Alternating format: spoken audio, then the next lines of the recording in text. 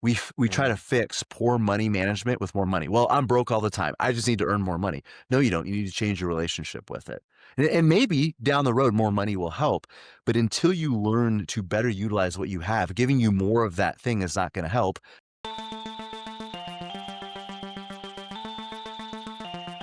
Chad, welcome to the show. Aaron, thank you so much for having me. This is going to be a pleasure. I'm looking forward to it. Absolutely. My first and most important question is, how are you doing? Like, actually, for real, Chad, how are you doing? I'll be honest, it has been a busy, frantic day, but it is good busy. And I was just thinking back, I was on another show earlier this morning, and we were talking about the process of getting a business started and getting off the ground. I was just reminiscing on the days where I stared at my phone, hoping that it was going to ring and somebody would want my help, and how different the problems are today. So it's been a lot of good busy today, and it's reminding me how blessed I am that that's what I'm dealing with, not the other way around. Just trying to, hey man, is anybody gonna call wanting my help today? Because those days were lonely, and yeah, I'm so blessed.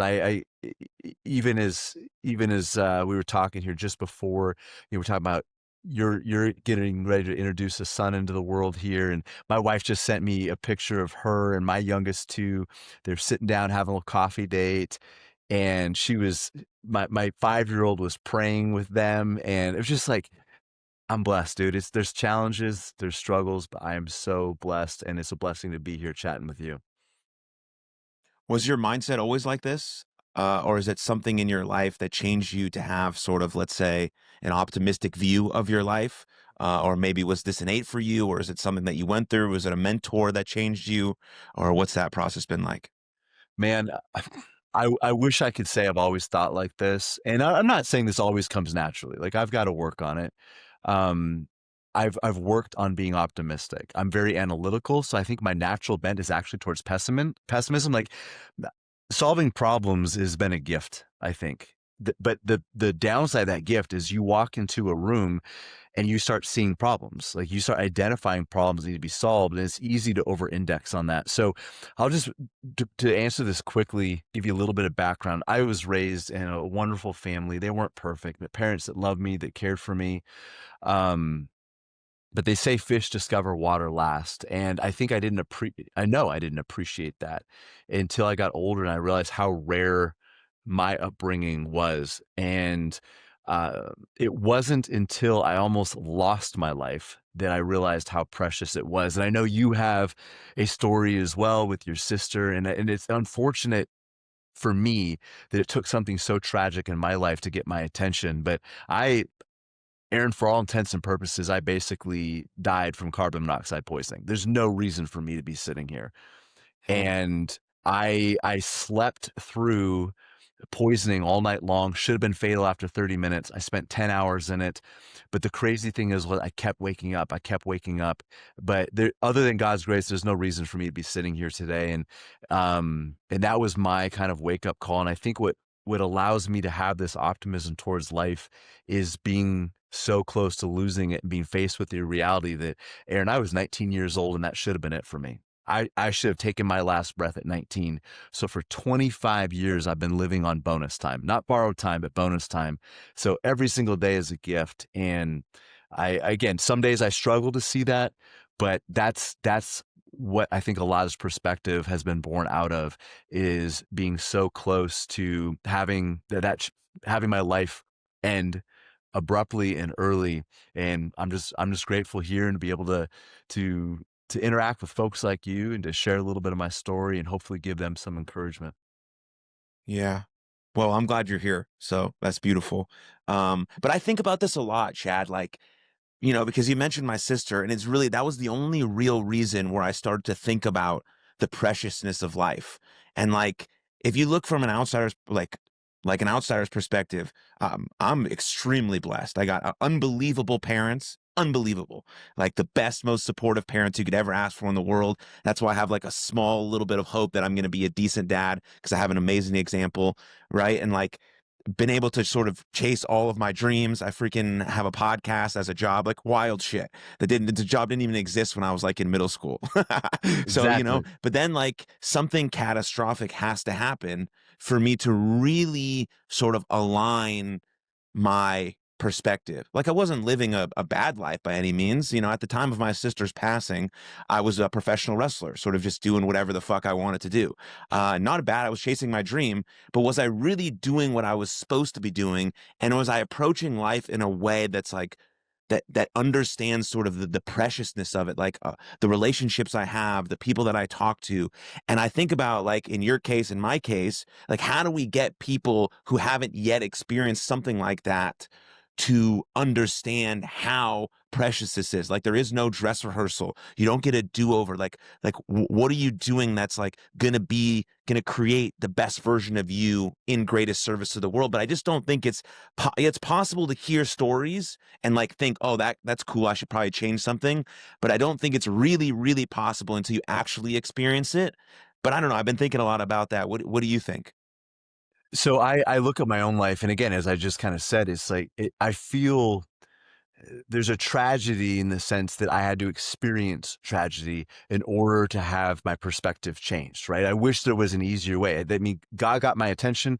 I'm grateful for it. That's one of the best things ever happened in my life, was almost losing it. But maybe you can relate to this, but I'll go back to that same period of my life. I was not a professional wrestler, but I had some really good things going in my life, and one of them specifically was I was becoming pretty successful as a bodybuilder. I was training for the Alaska State Championships. I was 19 years old, and I was going to compete in the junior division. And anyways, long story short, um, I had a lot of attention, some accolades in that area of my life, and I wasn't doing crazy stuff. I wasn't, again, I wasn't living a bad life, but I was living it for me. I was living it Hmm. very selfishly.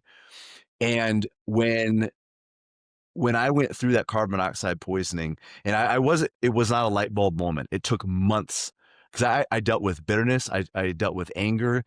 Um, I felt like everything I've been working for was just taken from me, because I went from being the best shape of my life to not being able to go up the stairs. Like, Mm. for your listeners, I'll just briefly explain on carbon monoxide.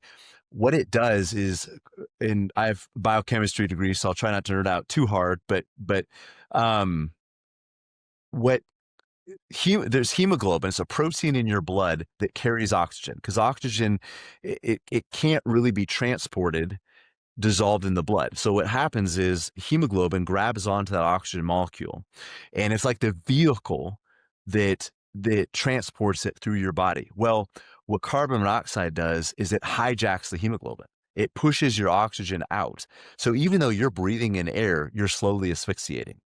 Your body can no longer deliver oxygen to your tissues, and you start to die, even though you're breathing in plenty of oxygen.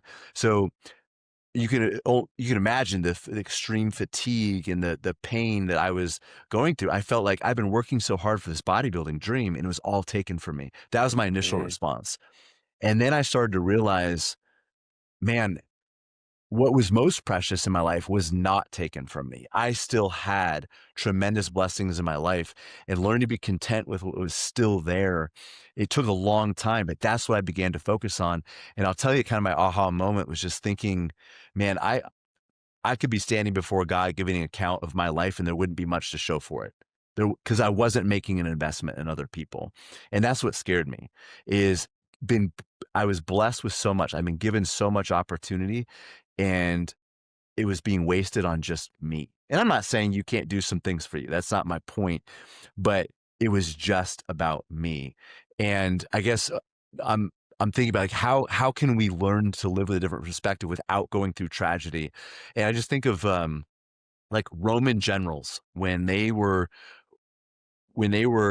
coming back into Rome after conquering another nation or another tribe, or going, these horrific battles, they would come back into Rome, and they were celebrated, and people, I mean, they were like treated like gods back then, and as they rode through the streets of Rome, one of the servants would be standing or sitting in the chariot with the Roman general, and repeating over and over again, memento mori, which means you are mortal, you will die. And the idea was to balance the fame and the success that that general was feeling at the time with the fact of their own mortality. Number one, so they didn't get too puffed up, but number two, just dealing with that fact that this is precious. This will not last forever. And I think dealing with our own mortality, which is something our culture doesn't do. Our culture doesn't, I think, have the same relationship with death as they do in other parts of the world, where you've got agricultural or people raising animals, things like that. They're around death all the time. We're very distanced from that in here in America, and in a lot of developed nations. So we don't have that same relationship with death, and it can be uncomfortable, even scary, dealing with that. And it probably sounds a little weird coming from a financial planner, like he's talking about death, but get staring that reality, I think, allows the preciousness in your life to be more clear. Yeah. Yeah, I think we're scared to talk about death, we're scared to talk about sex, and we're scared to talk about money. Yeah. At least in terms of like at least in an intimate relationship, those three things come up all the time. At least money and sex does. But like a great exercise for people always is to like zoom to the end of your life, put Yes. yourself on your deathbed and think, did you leave it all on the table? When I take my last breath, all I'm gonna say to myself is like, oh, nice. I tried really hard. I left it all out on the table. Cool. I'm good with that. And like people think like, you talk a lot about money. Like when someone's at your funeral giving their eulogy, they're not going to talk about how much money you made. Probably not. Yeah. Okay, Yeah. most likely not. They may, okay, may, but most likely they're going to talk about how they made you feel, the character traits you represented, the values you brought. Like did that the fact that you showed up for them when no one else did, the fact that you showed up to their house with food when their mom died and like they just needed someone to be there for them. That's what they're going to talk about. They're not going to say, "Oh yeah, Chad, made a lot of money and okay." It's like no, nobody fucking cares. Just on that, and what you're talking about is there's resume virtues and there's eulogy virtues. Mm. Like there's things that look good on a sheet of paper, and that's what you accomplish. It might be your education, the things that you've done. And this wouldn't be on a resume, but your net worth and things like that, that'd be included on there too. Those are the things that people think are super important, but it's your eulogy virtues, the things that make you who you are, the things that allow you to impact the lives of others around you. And I think money can be a part of that.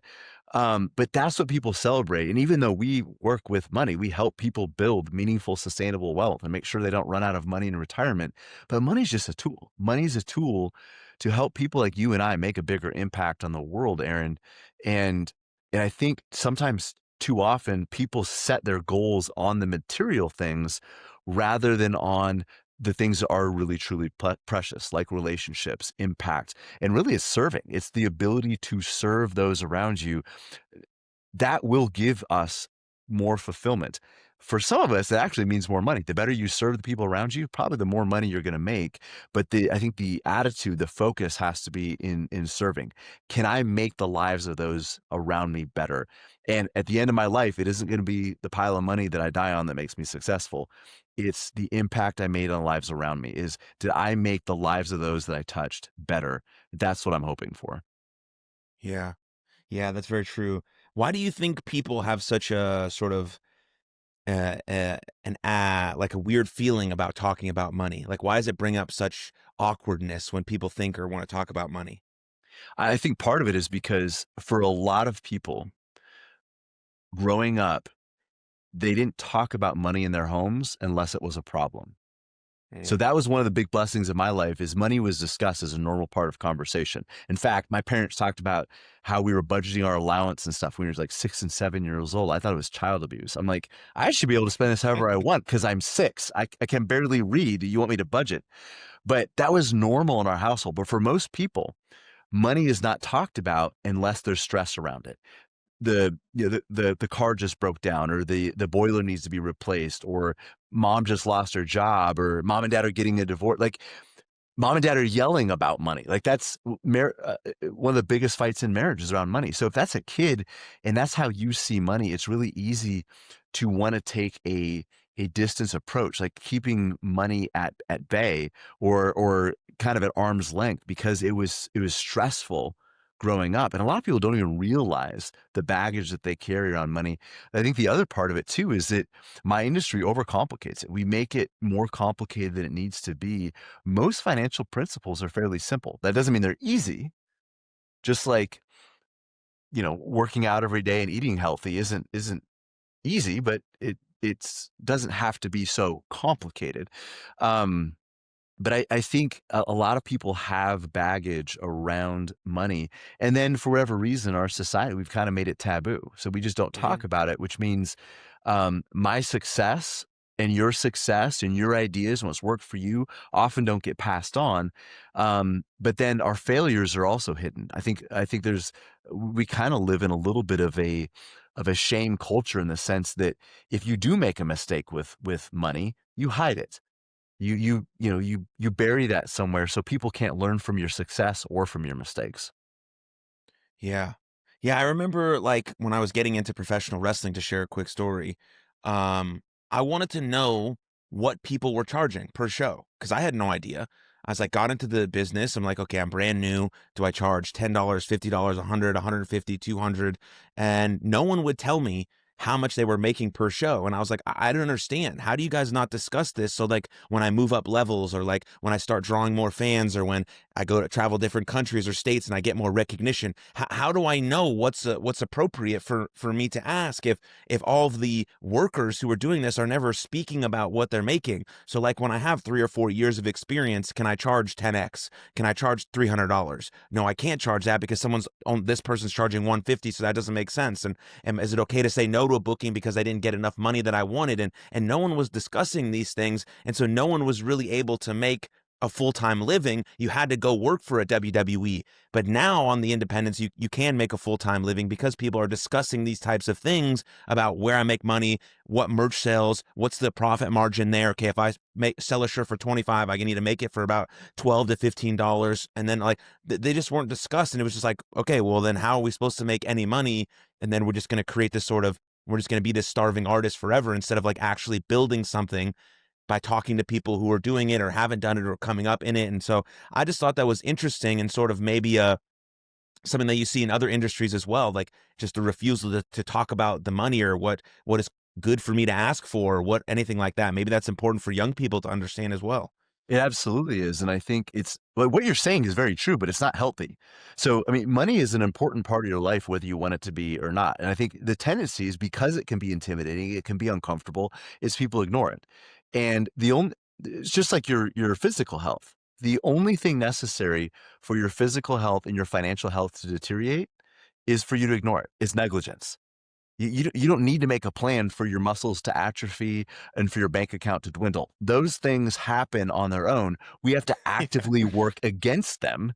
We have to actively work against that process to make progress in those areas. So, for people listening, I understand if this is uncomfortable. I understand if money and finance is uncomfortable, but it's something that you have to understand at least the principles, the basic principles, because money's a part of your life whether you want to or not. But I think, as you're saying, Aaron, we have to kind of take this cloak of taboo off of it and just normalize this in conversation, because there's a saying that says you don't have time to make all the mistakes yourself. So learn from others. But if nobody's talking about this, how do we learn from others? And what ends up happening is we have to reinvent the wheel, every single person on their own. They end up making a lot of the same mistakes because people aren't discussing this. And it's a cultural problem that I believe needs to be addressed. And it needs to be addressed, I believe, starting at the dinner tables with our kids. And Mm, you do not have to have a financial background. It doesn't matter what you teach your kids, at least when they're young. It doesn't matter what you're teaching. It matters that you're talking about money, so you normalize those conversations. Because as your kids get older, Aaron, you mentioned sex. It's kind of like that. Like, your kids are going to learn about sex one way or the other from you, or they're going to learn it from like TikTok or people you don't want them teaching. Same thing with money. Like, your kids are going to learn about money from you or they're going to learn it from strangers on the internet. Who would you rather have them teaching? But they're going to develop their perspectives on money one way or another. And I think as parents and grandparents, we have obligation, opportunity to pour into the lives of the generations coming up so they don't have to make all the same mistakes that we did. Yeah. Yeah, I mean, you mentioned health and it being sort of simple. I think social media has really done a number on like all of these hacks and things that you can do. And like, I'm like, when I think about fitness or when I think about trying to be overall well, and what I want to teach my son is like Kobe Bryant said, you got to be brilliant at the basics of eating well, moving well, sleeping well, and thinking well. If you nail those, outside of that, doesn't really matter what happens. And I say that as my question is like, is there something like that in terms of money, in terms of finances? What are like the basic fundamentals that people should be looking at? You're There absolutely is. And here's, I like what you said it with Kobe Bryant. The way I phrase it is you have to master the mundane. And Mm, I'm going to use Kobe Bryant as an example. Like, people love the highlight reel dunks and the last second shots and all that. All that came from hours and hours in dark gyms by himself, drilling the fundamentals. Nobody celebrates that. It wasn't sexy, it wasn't exciting, but that's what allowed him to put on the highlight reels, is mhm, mastering the mundane. The same thing goes in health and fitness, the same thing goes in finance. In fact, my wife, you talk about all these, people, all these influencers, everybody has to have their little their shtick, their differentiator. So what they do is they often place a unnecessary emphasis. They place major emphasis on relatively minor details. And my wife was talking about her nutrition coach just hired this lady. Most of what this lady said was awesome. I really agree with her. Some really good practical things. But again, everybody has to have the little twist on things to differentiate themselves from the other person that's saying the exact same thing. So they're big on oxalates, and oxalates are it's a binding molecule that they're in a lot of like vegetables and coffee and things like that. And so that's kind of her thing, is limiting oxalates. Now, real quick on this, not to nerd out too much, but for some people, oxalates are a problem. Everybody eats them, but for some people, especially with like diabetes or kidney issues, they can create problems.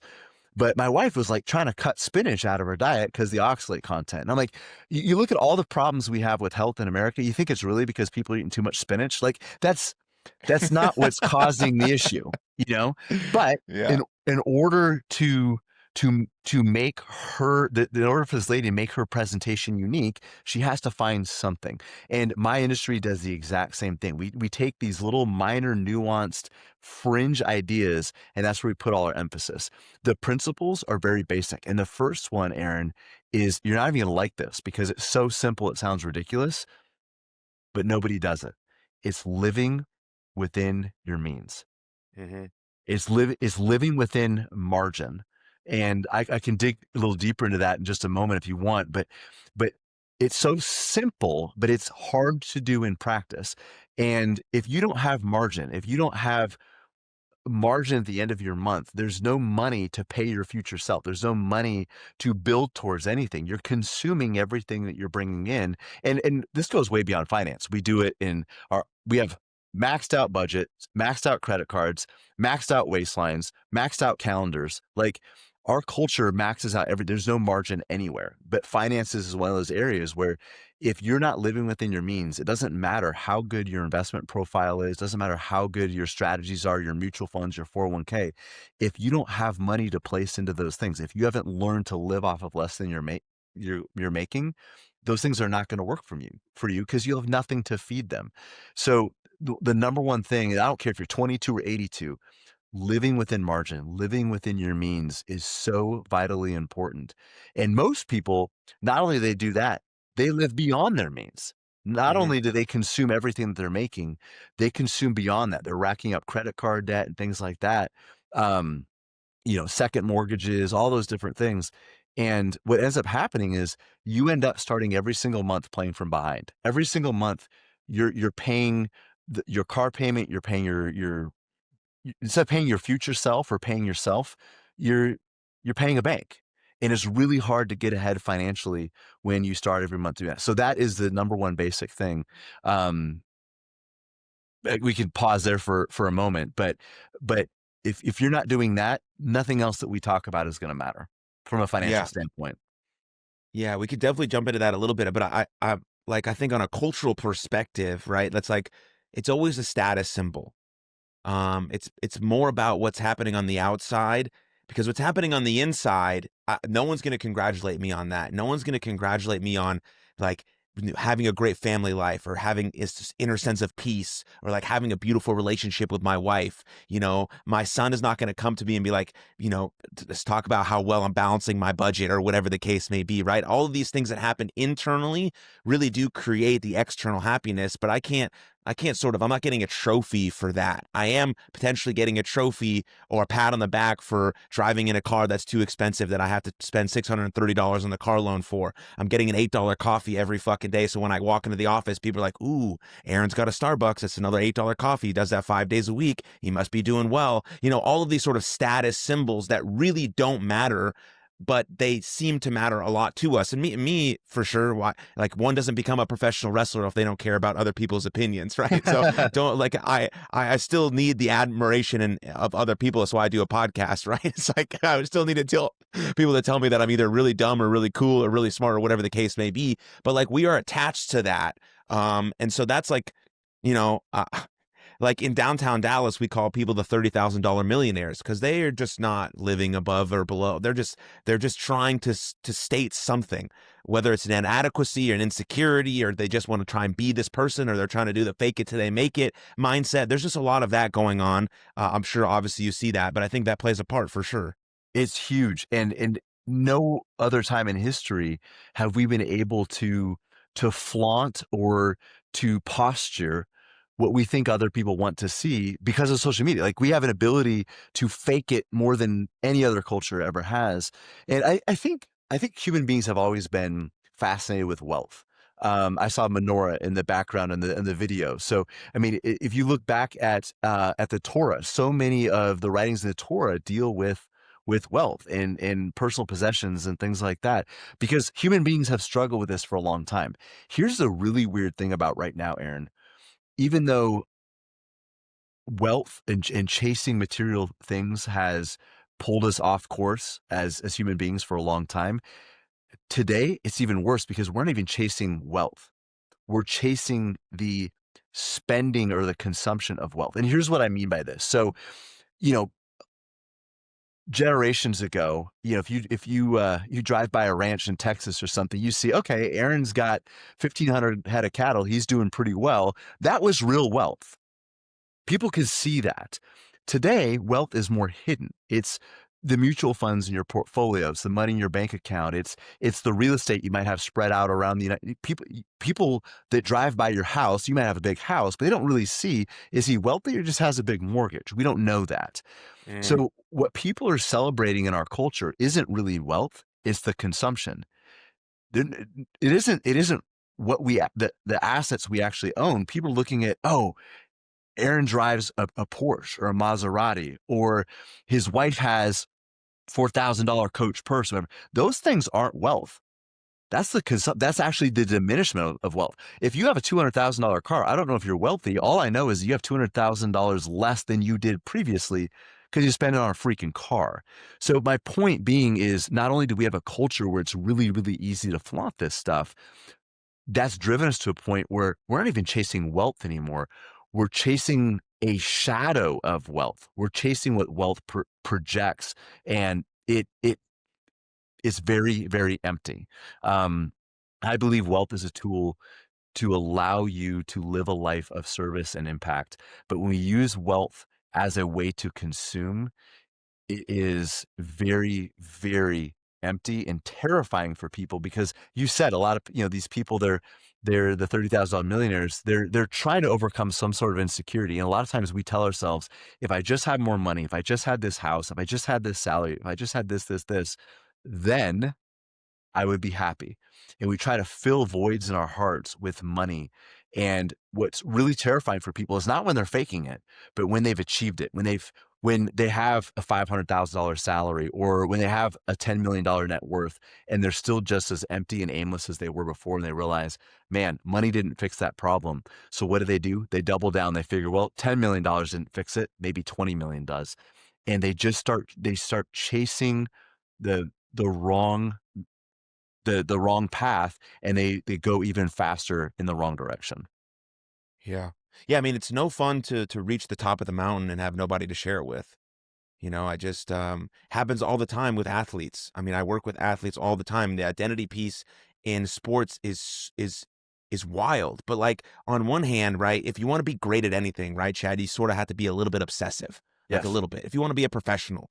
And so, how do you have this harmony of like, okay, I got to be obsessive with this one thing, but I still want to maintain some of my really important relationships, whether that be my wife or my sister or my parents, right? And it is possible. And I know how hard it may seem because you have to train and you have to do all these sorts of things to want to be great at whatever you want to do. But like sacrificing literally everything else is not the path. Is not the path. Because then you win the thing or you get the thing and you're like, well, I have this trophy or I have all this stuff, but like nothing, nobody's here. And so there is a pathway forward. We've learned through history, there is a pathway forward of like doing the great thing that you want to do, being really fucking good at that thing. And I love that. I love that pursuit. I love that pursuit for young men. I try to tell them to do it all the time. Go be great. But like your relationships are also the most important thing you have in your life. And you can develop both at the same time. Maybe not equally, there's no balance, but there can be some sense of harmony in there. What do you think of that? No, harmony is a much better way to say it. Balance is one of those things, it doesn't really exist. Like, our life is never perfectly balanced. If it is, it'd be like, okay, nobody move. We don't want to mess this up. Like, don't Yeah. change anything. That doesn't work, especially with kids and everything else. So, uh, it's about creating, yes, I love that idea of harmony, where these things work in concert together. Some seasons might weigh more heavily on one than the other, but I'll just give you a quick story that relates to what you were just saying. So in another life, we used to train professional athletes and some Olympic athletes and professional fighters. And I had a guy who was an extremely good skier, and he skied in 3 separate Olympics for Canada because he was born there. We don't judge him for that. But anyways, he trained here in the U.S., but he skied for Canada. He said one of the most elating moments of his life was standing on the podium in his second Olympics, hearing "O Canada" and hearing his national anthem. He says, unbelievable, just earth-shattering experience. He said one of the most depressing and empty experiences was the very next morning when he woke up and realized if he trained for 4 more years, if he sacrificed relationships, his health, sacrificed his time for 4 more years, at best, if everything went perfect, he could maybe get back to where he was the day before. Maybe. Maybe. And there was a sense of, is that all it was? So when we're talking about building your future, and I'm not just talking about wealth, I'm talking about your health, your business, your relationships, whatever. It's it's it's coordinating the present with the future. And we don't want to over sacrifice one for the other. I think a good question for people to ask themselves is this decision, is this choice, is this action, is this stealing from or serving the future version of me? But we also Mm, have to keep the present version of ourselves in mind as well. And this is why, from a financial standpoint, it's so important to have a blueprint. It's so important to have a plan. A lot of people who invest and put money in their 401k, they're just collecting investments. And that's a good start, I guess, but there's a world of difference between somebody who's strategically investing based on a desired outcome and somebody who is merely collecting investments. And I'll tell you why, because somebody who's following a plan knows when enough is enough. mm, Somebody who doesn't have a plan that wants to be really excellent in this area, the tendency, because there's no there's no governor, there's no barometer showing like at what level they need to dive into this. There's always more. I can always save more. I can always earn more. The goalposts always move. But with a plan, something that says, this is your goals, this is where you want to be 5, 10, 15, 20 years from now. Here's where you're at today. Here's the blueprint connecting that path. There's enough. You can save enough money every month to be on track for where you want to be in the future and still be able to enjoy the present. So we don't we don't over index on the future. There has to be a mindfulness of both the future and the present. And it's kind of a dichotomy that we have to hold in balance or in harmony together as we build. But we don't want to overemphasize one over the other. They have to be done together. Aaron, I meet with a lot of people who are in their 60s, maybe even 70s, who are very, very wealthy, but they spent their 30s and 40s sacrificing their health, their relationships, and their peace of mind to build that wealth. And now they're 65 and they're trying to use their wealth to buy those things back. You and I both know it doesn't work. You can't buy back your health. You can't buy back relationships. You can't buy back time. And so my encouragement to people listening to this is, yes, building wealth is important, but it's a means to an end. Do not sacrifice your relationships. Do not sacrifice your health. Those are the things that your money can never buy back.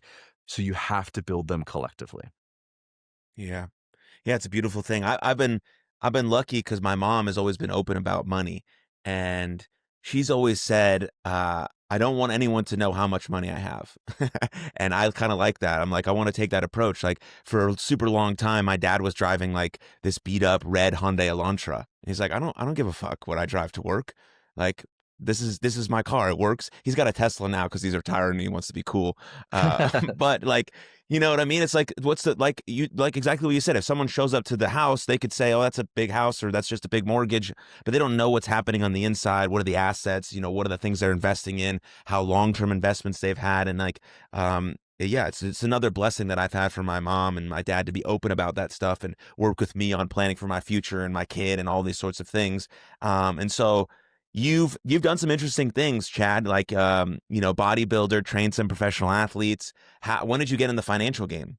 I was actually raised in it. So my dad did a lot of this um, when I was growing up. In fact, he taught financial classes for free in our church and our community. So I saw very early on, Aaron, how people's lives could be transformed through financial discipline. And you said something earlier about, I'm going to paraphrase a little bit, this idea of internal alignment. Like we've got to work from the inside out. And too often people try to change their external circumstances to make their life better. But unless we change internally, you still bring you into whatever situation you're in. You're going to bring you into the future. So we have to work internally. And the work that my dad helped people do was not necessarily changing their finances first, but changing their behavior, changing their interaction with finances. He was actually coaching people to change internally. And I saw people's lives transformed, but I never thought I would go into it. I just thought that was really cool. I see my dad and my mom doing that. They're helping people. That's awesome. Um, my degree is in biochemistry. So I've been in finance, been doing finance for almost 20 years, managing, we manage about $600 million. My degree is in biochemistry because I thought I was going to go into medicine. That was going to be my way to make a dent in the world. And God changed my trajectory, changed my path. And I just realized that I'd been given an amazing gift as a child. And even though I had the degree and all that to go one direction, I had the pedigree to go in another. And I just saw finance as a way for me to make a lasting impact in people's lives. Because we're not just trying to make people better investors, Aaron. We're trying to help them better engage with life as human beings, be more present, be more intentional, be more disciplined. And the actions in finance, the discipline, the intentionality, the determination, the perseverance in finance has a ripple effect into other areas of their life. And it's such a beautiful thing to watch play out. Aaron, we get to help make people's dreams come true. It's an awesome thing. Yeah.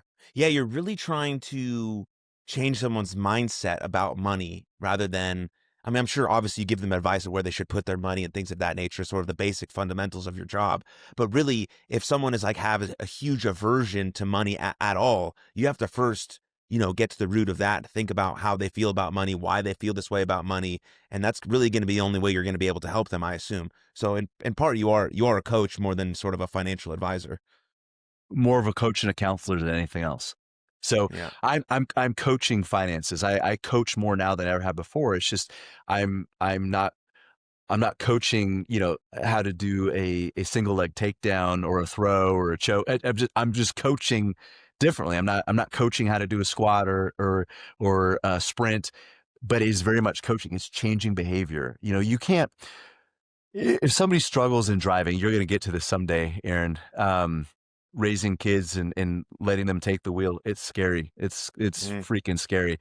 Um, my daughter got in 2 accidents last year when she first started driving. She's okay. The cars were not, but she we didn't solve the problem by buying her a nicer car. Like, "Oh, okay, you wrecked that car. Let's get you a Porsche." Like, you can't fix bad driving with more horsepower. But we try to do that with money. We try to mm, fix poor money management with more money. Well, I'm broke all the time. I just need to earn more money. No, you don't. You need to change your relationship with it. And maybe down the road, more money will help. But until you learn to better utilize what you have, giving you more of that thing is not going to help. Just like my daughter, giving her more horsepower isn't going to fix her poor ability to operate a vehicle. And Braylon, if you're listening, I love you and you've gotten better, but you still drive too fast. Anyway, um, but you get what I'm saying? Like, it sounds so ridiculous in a car standpoint. Like, yeah, we're not going to give our teenage daughter a Maserati or a Lamborghini. That's nuts. But we do the same thing with finance. We think that we don't need to change the behavior. We just need to change the vehicle that we're operating. We change our mutual funds. We change maybe the apps that we're using. We hire a new financial advisor, but it's me operating the vehicle. That's what needs to change first and foremost. And you said it's got to change internally. Our perspective on money, on life in general has to change. Our perspective, even on the future. So many of us treat the future versions of ourselves like it's another person, like it's a stranger. Like I'm sowing consequences for some other person. No, it's me. I'm going to reap the consequences of what I sow, good or bad. But all those things, they have to change. And then we can properly utilize the specific financial tools designed for our goals. yeah. Dude, this is kind of off topic, but whatever, you brought up driving, and I think about my son in 15 years when he gets his driver's license, Chad. Like, will he even need a driver's license? Or will just strictly self-driving cars at that point, 15 years from now, all I got to do is just like buy him a car and he just hops in and we're good. Or is there still going to be the option to drive yourself? And I don't know if it's going to happen that rapidly. You know, my wife thinks it'll be like 30 years. But still, it's wild to think like what sort of advances will happen just in the next 15 years, because cars can already drive themselves. Yeah, the So is it going to be technology's there. required? Yeah. Yeah, is it going to be required that everyone has it? It will probably be safer because obviously, as you mentioned, it's very, very, very scary. Texting and driving, drinking and driving, all of these sorts of things are extremely, extremely dangerous, especially for a young person. And so I don't know, there's nothing there, but like that just popped in my brain because of that. But Well, I love cars, and that's a tough thing because cars are a terrible investment. Anything with 4 wheels and a motor is a liability. It's not an investment. But I enjoy driving. So I hope that technology, even though it's getting better and better, that it doesn't become something where we're required to all be in self-driving cars. But man, as a parent, so I've got a 17-year-old. She's my oldest. I've got 5 more coming up. So this whole transition into handing the keys over to a brand new driver, I'm going to have to do early and a lot. often. Yeah, I'm Yeah. going to do it a lot. So the idea of having a self-driving car and being like, we're just going to program this in and no, you don't get to touch the keys, kid. Like that actually sounds really good to me right now. Yeah. And don't even get me Um, started on insurance rates. oh geez, yeah. Yeah. All right. So we mentioned one really important fundamental or basic about finances, living in the margin. Is there any other ones that are important outside of that? Yeah, absolutely. So that's just where it starts, right? And for some people, like, okay, how do I even do that?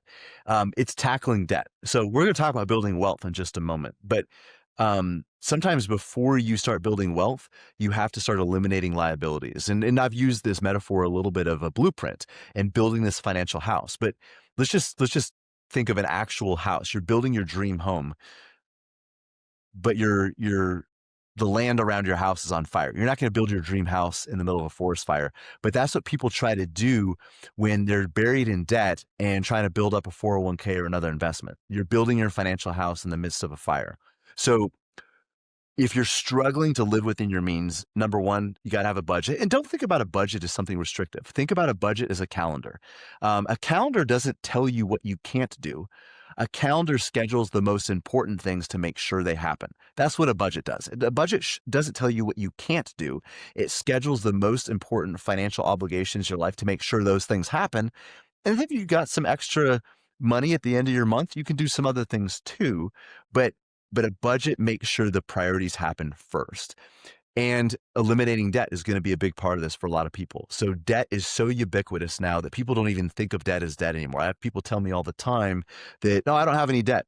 We just have a car loan and a house payment. I'm like, well, that's debt. Well, but it's not like credit cards. Like, no, it's not, but it's still debt. So eliminating debt is another big thing. And if people are wanting for resources, I mean, we have some, Dave Ramsey, it has some great courses on eliminating debt. We use a lot of his materials, but sometimes you have to play a little defense before you play some offense.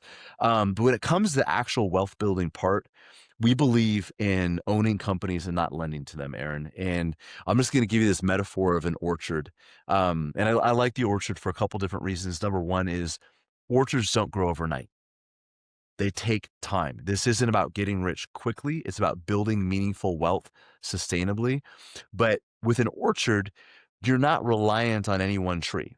There's a lot of different trees, and that's how people should build wealth, is owning a very little of a lot of different things. And that's the beauty of things like mutual funds and a 401k or an IRA, is you can literally own thousands of companies in one account. You don't own enough of any one thing to make a killing, but you don't own enough of any one thing to get killed by it either. And you Mhm. literally, it doesn't matter your wealth level. You can be a multimillionaire. You can be 23 years old, starting an IRA for the first time. You have the ability to invest in and own small fractions of some of the biggest, brightest, best companies in the world. That's amazing. But it is it's volatile, it's uncertain, and that's what scares people off. So back to the orchard, you're planting all these little seeds, and a lot of times people focus on how much is my investment worth today? And I believe that's the wrong variable. They're looking at their principal. They're looking at, again, if I sell my orchard today, how much money can I get for it? When you're planning for lifetime income, you're planning for financial independence, it's not about how much your net worth is at any given moment. It's about the income that your investments can produce. That's what gives people financial independence. You don't take your 401k statement down to Costco to buy groceries when you're retired. You take the income that it produces. So like that orchard metaphor, you own a lot of different trees, a lot of different species, varieties of trees, whatever, but you're going to build it to a point where you can live off the fruit. If you do this right, you don't ever have to sell the trees. So it doesn't matter how much they are worth at any given moment, because going back to the actual investment, when you own the companies, yeah, they'll fluctuate in value. Is it scary when your 401k looks like a 301k because you're in the middle of a market decline? Yes. I mean, this happened just earlier this year, not to timestamp this episode too much, but I mean, just earlier this year, companies across the globe went down about 20% in like 3 weeks. It was super violent. It got a lot of people scared. But did that change those companies' ability to produce income over the next 30 years? No, it just was a really scary 3 weeks. But too often, people allow those temporary declines to derail their long-term plans. So again, going back to this other principle, it's owning companies rather than lending to them. And people are like, well, how do I lend to companies? I don't, Pfizer and um, Procter and Gamble and Apple, they're not calling me to see if they can borrow money from me. But that's what a bond is. So when you invest in a bond fund or in a target date fund in your 401k, those bonds are a debt contract. You're literally buying a company's debt. I would much rather own the company than own their debt, because debt or bonds or like fixed annuities, CDs, those types of things. And I know I'm shotgunning this stuff at you, Aaron, but just trying to be concise. Um, those are fixed income investments. It's fixed, kind of guaranteed, contracted rates of return, which is predictable. That's why people choose them. It's comfortable in the moment. But fixed income in a rising cost world is a recipe for disaster. And there's one thing I'm sure all our listeners can agree on is our expenses have gotten a lot greater in the last few years. The cost of everything has gotten more and more and more. I mean, you're about to learn this in a brand new way. Diapers, clothes, all that stuff, it gets more and more expensive. And we can't bring a fixed income into a rising cost world. Owning companies is one of the best ways to create a rising income to keep up with increasing costs. There's a lot that I'm throwing at you. What questions do you have on that? Well, I feel like how do you get people to have maybe patience and see like a longer term vision for their future? Because most people who are in financial trouble need money right now. Yeah. Um, and I don't know if they're coming to you specifically for that or if you see that often or but just, bouncing off that right there. Yeah. So getting to a point where you can build requires, if you're building for the next 30 years, you've got to have a pretty good plan for the next 30 days. And that's where being on a budget and paying off debt can be really helpful. Also, building a little bit of buffer, having an emergency fund. So if your car does crap out, or if you need to replace an appliance in your house, you're not going into debt to do that. You've got a little bit of cash, and it's like this moat around your financial house. Its goal is to sit there and do nothing. And most of the time, it's just going to sit there and it's going to be boring. You're like, why do I have this? I would like to go on vacation with that money, whatever. But it's there to do nothing. But when the hordes of life start to try to invade your financial house, you can be really glad that mode is there, because it buys you some time, it buys you some flexibility. So you're not having to dip into your investments or dip into your credit card to be able to pay for that emergency. But again, if you don't have that budget, if you're not aggressively paying down debt, some relatively minor life instances can create some major financial issues. So I think it kind of goes back to that first principle of living within your means. Getting some distance between you and life is super critical, because a lot of people are, they are they're living maybe not even paycheck to paycheck. They're not even sure how they're going to make it to the next paycheck. They're living in reaction mode. What we want to do Mm, is get people to live proactively. So that means for some people, you have to sell some stuff. You have to change your lifestyle. You have to live a little bit differently than everybody around you. And don't worry about keeping up with the Joneses. Keeping up with the trajectory of your goals and desires, that's more important. So that means you might have to give up some things in the short term in order to have a better life in the long run. yeah. Sounds like discipline and patience are two very important values, pretty much on all of life, like no matter where you're at. But I don't think people would think they would apply to your financial health, but they obviously do.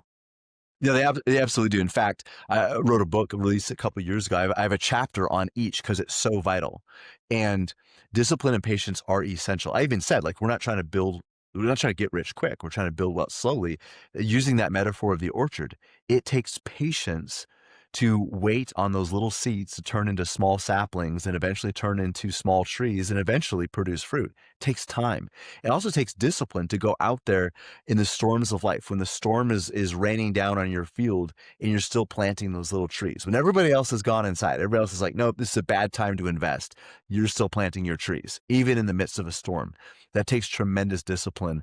And our world is sorely lacking in both patience and discipline. And that's why it's so important for people to have long-term goals that are broken down into bite-sized chunks. So one of the things that we do is we help identify what people are going to need to be financially independent, to be able to retire and remain comfortably retired for a very long time. But that's not enough to stop there. We have to reverse engineer that into today. So, Aaron, if I were to make up an example, we go through, questions about your goals, your desires, your timeline. Let's say we do that. We figure out you need roughly $2 million invested to produce the amount of income to live comfortably. Well, that doesn't sound like your problem. That sounds like future Aaron's problem. And it's really easy to procrastinate and push that off, because what difference does it make if I start on this today, tomorrow, next week, or next year? It's such a big, ominous goal. I'm going to kick this can down the road. Well, Mm, the problem is one day turns into a week, turns into a month, turns into a year. Pretty soon, 10 years goes by, and people are still delaying putting that plan in place. Well, here's the difference. If you take that big goal, $2 million, you reverse engineer that to where somebody is today. And again, I'm making all this up as I go, but let's say, Aaron, we run the numbers and we figure, okay, this is where you need to be in the future. This is where you are right now. Aaron, you need to save an additional $800 a month. Now, for some people, that might be a huge stretch. And everybody's number is going to be different, right? And it's important to know your numbers. We have some tools that we can even share with your audience if you'd like, to help them figure out their number. But $800 a month, that might be a stretch. That might be really difficult for a lot of people, but it's a whole lot more tangible than 2 million. And Yeah. here's the other thing that is really important. For Aaron to end up with $2 million in 15 years is a future issue. For Aaron to save an additional $400 a paycheck, that means every single day matters. That's like what, $30 a day, 25, $30 a day. Now that $8 Starbucks coffee, now that makes a difference. In Yeah. light of $2 million, it doesn't. So by having a plan, by having a blueprint that takes your long-term goals, breaks them down into weekly and monthly goals, it brings the future into today. And it's easier to be patient and disciplined when you have a more tangible relationship with your future. Telling somebody where they need to be in 15, 20 years is a good starting point. But if we leave it there, it's really hard to be patient. But if we take that same goal and break it down into meaningful goals where every single day matters, Aaron, here's where you want to be in the long run. So in order to stay on pace, here's where you need to be this month. Now, okay, not only do I need to be accountable to my decisions today and this week and this month, but I can also celebrate a win. I think in our culture we need to celebrate inputs more often, celebrate the activities and actions that work towards our longer or our long-term goals. And being able to hit the milestones, you're not going to be financially independent after a month, but you can count this month as a win because you Yeah. took the steps necessary to get you on track or to keep you on track for the future. How does that sound? Sounds amazing. I think like the 2 million is like the activation energy. I relate it to like a young man who wants to have sex with girls. Like that's the activation energy. Okay, I want to have sex with chicks. Okay. Okay, well, what are the small goals you need to do every day? Well, I need to shower, I need to get into the gym, I need to be able to have a conversation, I need to be able to have personal hygiene, I need to be able to face rejection, I need to understand. Those are the activation energy to get me off my ass is I need to get 2 million in 15 years, or whatever. I want to have sex with girls, whatever it is, right? But you need something to get you going, and that can be external. But then I think the daily movers, like you're talking about, those are what need to be internal, that you can see right in front of you. Like, this is the action I take today, and then I move closer and closer and closer and closer. And it's a beautiful way to think about almost anything that you want to achieve in your life, but definitely getting to where you want financially. And with that, what do you define as financial freedom? Because that's brought up a lot. Your book is called Forging Financial Freedom, but what is financial freedom? I see financial freedom as the ability to live comfortably without a paycheck, to have a job optional or a work optional lifestyle where I don't need to collect a paycheck. I don't need to produce for some of your listeners, they might be entrepreneurs like you and I don't need to produce my own paycheck. I can flip on a switch and live comfortably on just my investments. Cause I can tell just right now, Aaron, talking to you for the last hour or so, you and I are the worst type of people to retire and have 30 years of Saturdays. Like, that's not good for us. We've got to have something to chase. If we don't have something good to chase, we're going to end up chasing the wrong things. Hmm. And a lot of the folks that we work with is the same way. They're more driven, they're more ambitious, they're more disciplined and patient. They're the worst types of people to have nothing to pursue. So it's not this idea of retiring and you have just this endless vacation for the rest of your life. That's fun for a while, but it doesn't last long. What we want is to be able to pursue something even greater, to be able to plug into something even more impactful. And that's where this gets really, really exciting, where you no longer need a paycheck to be able to live comfortably. So whatever it is you want to pursue, whether it's a podcast, a ministry, uh, you want to show dogs. I don't know what people want to do, but whatever it is, it may not have a lot of money attached to it. That's fine. You don't need to because you're financially independent. You have enough investment income that you can live comfortably. So now you can pin your ears back and go after this thing that really lights you up. Aaron, you and I get to do stuff on a daily basis that we're passionate about. It connects with our soul. Not everybody gets that. So for some people, they've got to work their job long enough to get to a point where they can chase what's even more meaningful to them. And to me, that's what financial independence looks like. Yeah. I Yeah. guess another way to say it is it's not quitting work, it's putting yourself in a situation financially where you can pursue the work that absolutely matters the most to you. Yeah. Yeah, I feel so lucky, like I mentioned. I mean, I think both you and I have said that we're blessed a bunch of times in this episode, but it's true. It's like, you know, it's really important to understand that. And speaking of being blessed, my wrap-up question for you is self-indulgent, of course. What does being a father mean to you? Man, it's the most important job in the world, and honestly, and people say that's cliche, but I'll tell you, you asked kind of my pathway to get here a little bit. I am in finance because of my family.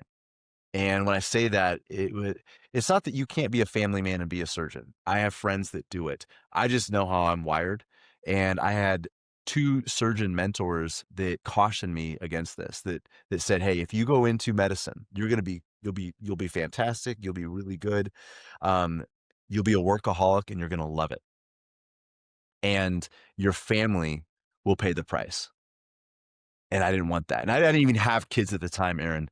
But for me, I chose this profession because it allows me to make a tremendous impact in the lives of others, but also I can be present with my family. Leaving work early yesterday and handing everything off to my team, and they crushed it. My team's phenomenal. So I could go to my kids' their flag football games, and they play in this league where all my sons play at the same time on different fields, but we go to one location. There's 4 games going on. I have 4 sons on 4 different teams. It's chaos. It's awesome. I love it, but I'm there for each and every game, and that is priceless. So I believe that my kids will be part of my legacy. I'm trying to impact lives beyond them, trying to impact you, the life of your audience, give you guys some encouragement. But ultimately, I think one of the biggest legacies that I leave will be my children and the quality of their lives. And it's a sobering thing, but it's a phenomenal thing. And I can just tell you, they get more fun as they get older. The challenges are still there; they're just different. But it is such a blessed experience, and I'm having more fun right now as a dad than I ever had before. Fuck yeah. That's awesome. I love that chaotic flag football experience. I can't wait. I can't wait to watch some WWE with my son, to go to whatever games he wants to play at. It's gonna be a wild ride. It's gonna be awesome. Well, and you're an intentional person, Aaron, and I think, like, yeah, I've made a ton of mistakes. I make mistakes every day because the goalposts always change when you're parenting. Like, the challenges are changing. Like, my 17-year-old daughter who works for me, she's sitting just a few feet out there. Like, she's completely different than she was a year ago at 16. She's a different person. She changes, she evolves. How I interact with her has to change.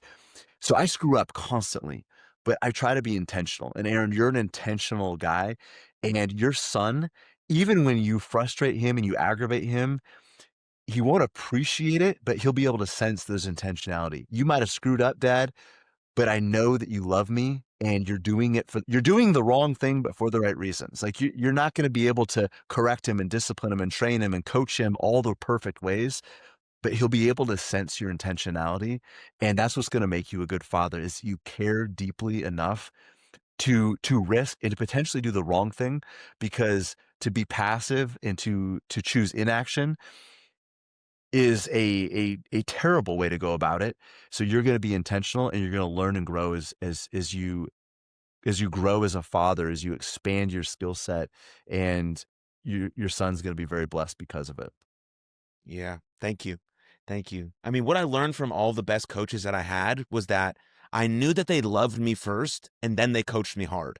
Yeah. And so I was willing to receive that hard coaching because I knew no matter what, they loved me. And yeah, sometimes I'm going to give I'm going to have to love my son a little hard, but no matter what, he's going to know that no matter the circumstances, I love him no matter what he does. And I hope because of that love, when he gets to like a teenage age and he's going to some parties and some shit happens, he has no problem calling me and saying, "Dad, yeah, I need you right now. No judgment. I got you, bro." Whatever I call, maybe I call my son bro. I don't know. But like that's what I think about in the future. Like, how can I create that level of foundational love that when something does hit the fan, he's not too embarrassed or fears judgment or fears getting yelled at, that he can't call me or his mother, of course. And that's what I'm trying to build. And so it's amazing. It's unbelievably amazing to just be able to talk to random people who are in the game, doing the thing, have kids, and it's just like so cool. That's the beauty of the internet, beauty of the podcast, I guess. But Thank you, Chad. Is there anything maybe that you want to end on, that you want to say that I didn't ask, that I may have missed, that might be important for you to mention here? Well, we're just talking about intentionality, and I think, um, just to leave people with this idea of agency. And what I mean by that is your ability to influence your own circumstances. And I think so often we focus on everything that we can't control. In the financial world, we focus on interest rates and tax rates and what did Trump just tweet and, war in the Middle East and all these things. Do they affect us? Absolutely. Can I do anything about it? No. So often in life, and this is beyond finances, we put so much emphasis on what we can't control that we miss influencing the things that we can control. And we talked about this a little bit earlier too about inputs, the working on the internal things and the actions that I choose and distancing myself a little bit from the outcomes because I can't control those. But I just want to remind everybody on this show, like you are the biggest variable. Everybody listen, you're the biggest variable in the success and or failure of your life. Your choices, your behaviors, your decisions, it absolutely matters. You are the biggest determining factor, but you've got to get in the driver's seat of your own life. And too many people are sitting on the sidelines. They're passive. They're waiting for life to happen to them instead of them happening to life. So take that intentionality that Aaron and I were talking about and start happening to your life. Make a difference. The world needs you to show up in a new and better way. Fuck yeah. Couldn't have said it better. Go get some. That's what I'm saying. Go get some. Chad, where should we send people who want more of you, want to check out some more of your work? We'll link it in the show notes below, but where's that at? VeritasAlaska.com. And don't worry about the URL. Yeah, we were founded here in Alaska. We help families all over the United States. VeritasAlaska.com, Veritas.Alaska on Instagram. I'm also on LinkedIn too. They can find me there. Sweet. Chad, dude, I'm happy to know you, man. I love this chat, and yeah, speak to you soon. All right, Aaron. My pleasure. Thank you. Thank you very much for tuning into that episode. And if you enjoyed it, click right here for another full-length episode of the podcast. And please don't forget to subscribe. But most importantly, above all else, please take good care of yourselves and others. And I'll see you next time. Lots of love. Cheers.